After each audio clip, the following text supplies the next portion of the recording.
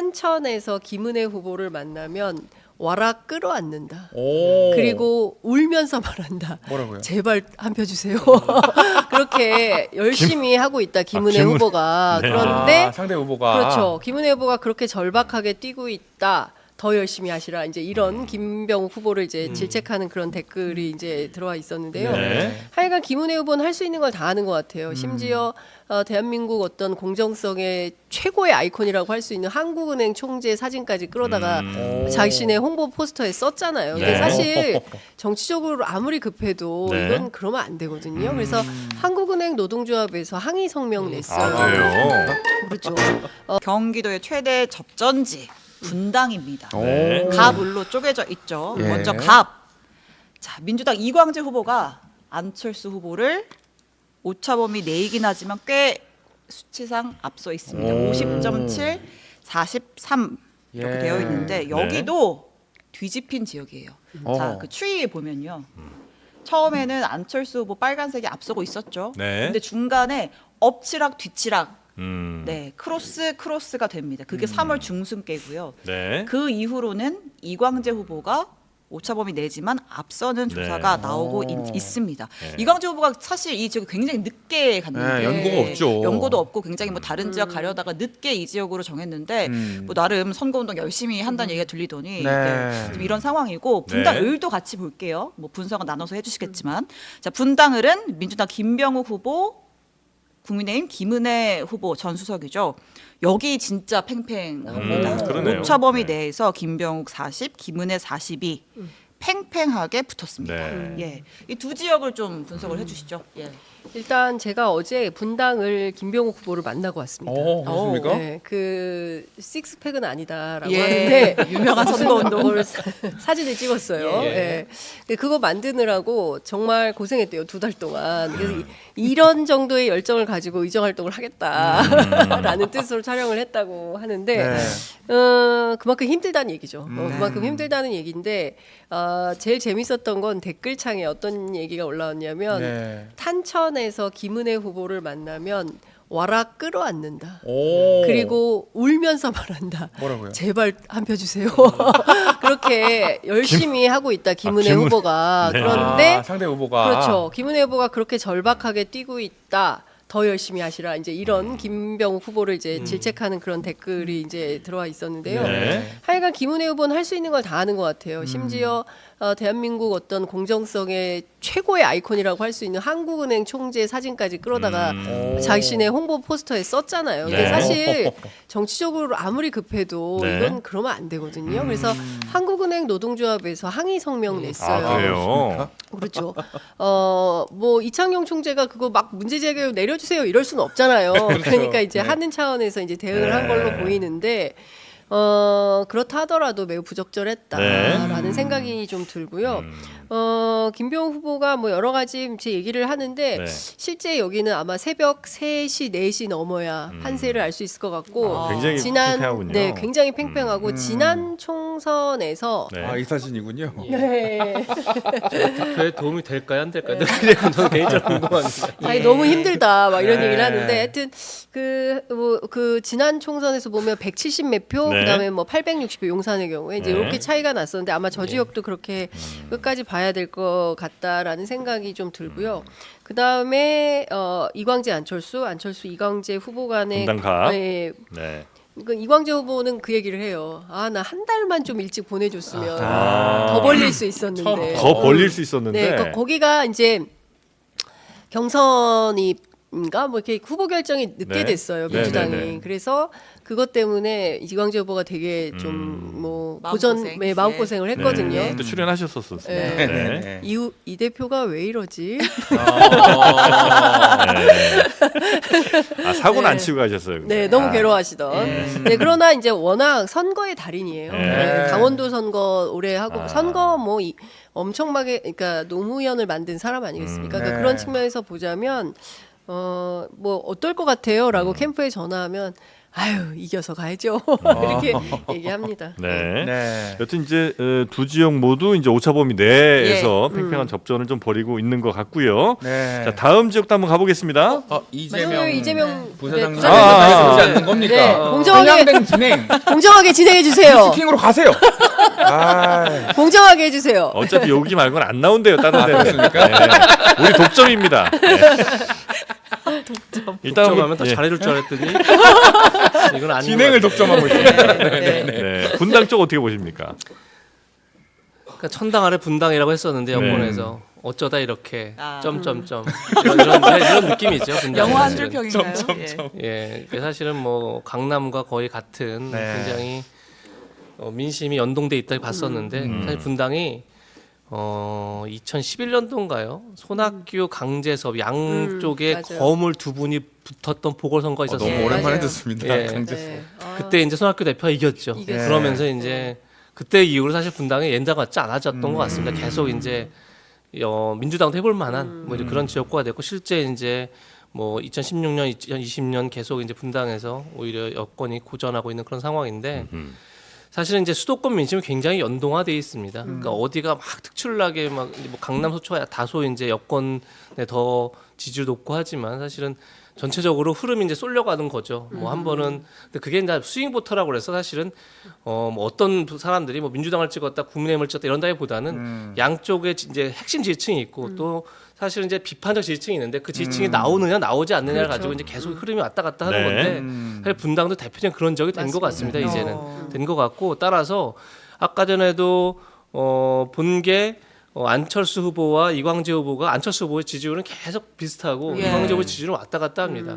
그건 뭘 의미하냐면 그만큼 야권 지지 성향의 후보, 그러니까 그 유권자들의 변동성이 크다는 겁니다. 그러니까 지금 계속 보고 있는 거죠. 그러니까 예를 들면 약간 비명 행사 논란이 막 있을 때는 조금 이제 좀 실망감이 있어서 빠졌다가 사실은 다시 이제 얘기한 것처럼 뭐 항상 뭐 수석이라든지 이종섭 대사의 문제가 생기면 다시 정권에 대한 좀 문제 의식을 갖고 있으면 다시 또 올랐다가 막 이게 변동이 큰 상황인데 네. 자, 아까 다시 한번 말씀드리면 마지막 변수가 저는 지금 일부 후보들의 어떤 자질 논란인 것 같습니다. 그것들이 수도권 여론에 어떻게 영향을 미칠지가 이 마지막 승부처가 아닌가 저는 개인적으로 그렇게 네. 보고 있습니다. 예. 근데 희한하게 진짜 지금까지 소개된 지역들을 보면 국민의힘은 대체로 그냥 쭉 유지고 네. 민주당 후보들이 이렇게 좀 올라가거나 내려오거나 이런 것들이 좀 많이 보이긴 하네요. 그러니까 쉽게 네. 여권의 지금 지지자들은 동인이 많지 않습니다. 투표할 동기가 별로 크게 없는 겁니다. 그래요. 근데 사실은 야권 지지층 입장에서는 동기가 이제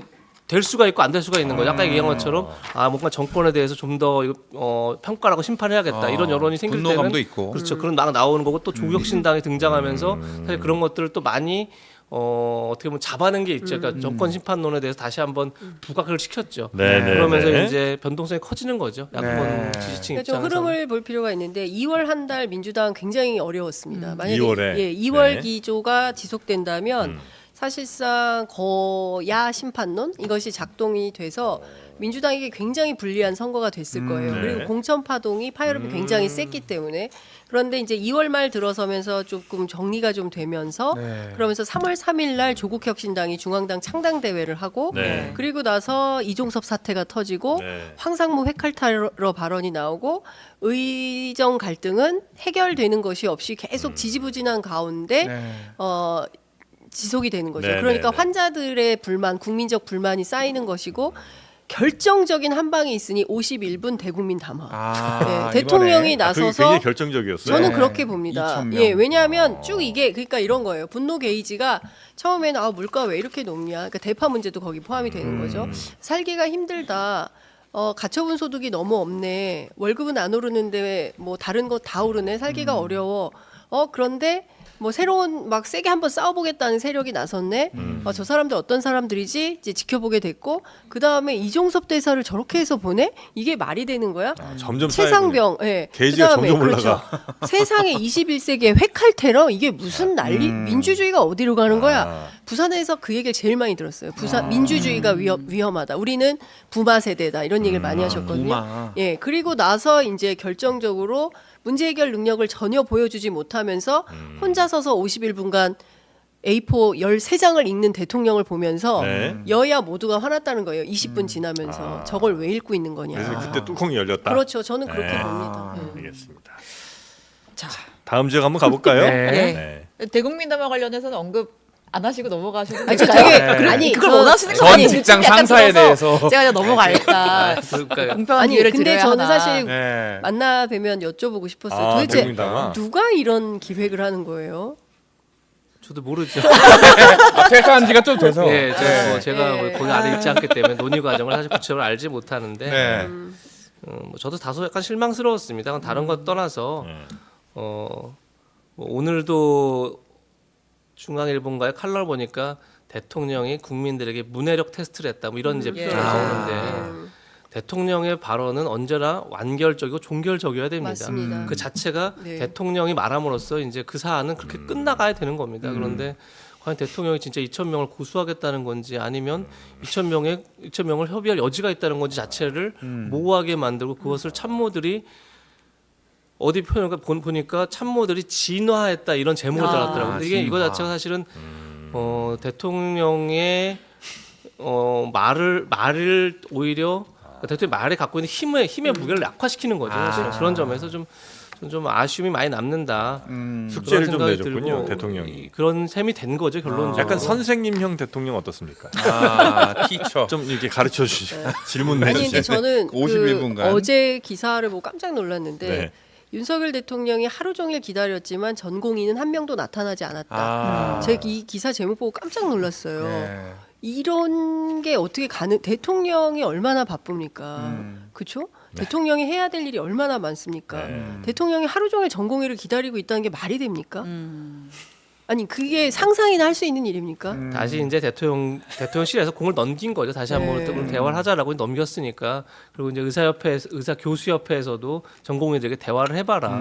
어쨌든 대화의 장이 있어야만 그 다음 타협점이 나오는 거지. 그게 없이는 불가능한 거죠. 그런데 말씀하신 것처럼 사실 대통령께서 명확한 사인을 명확한 시그널을 보냈다면 자 얼마든지 대화로 문제를 풀 수 있다는 명확한 시그널을 보냈다면 사실 좀 더 쉽게 대화의 장이 열렸겠죠. 그런 점에서 아쉬움은 있는 상황인데 말씀하신 것처럼 저는 좀 더 대통령실이 지금이라도 좀 유연하게 이 문제를 풀어가야 한다고 생각합니다. 네.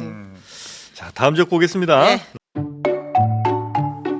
자, 우리 4월 10일에는 뭐 하십니까? 수요일이잖아요. 수요일. 장르만 여의도 김 과장 해야죠. 그 저녁엔 뭐 하십니까? JTBC 대표 방송. 방송해야죠. 네, 맞습니다. 저희 장르만 여의도 팀이 드디어 JTBC 선거 개표 방송을 접수하게 됐습니다.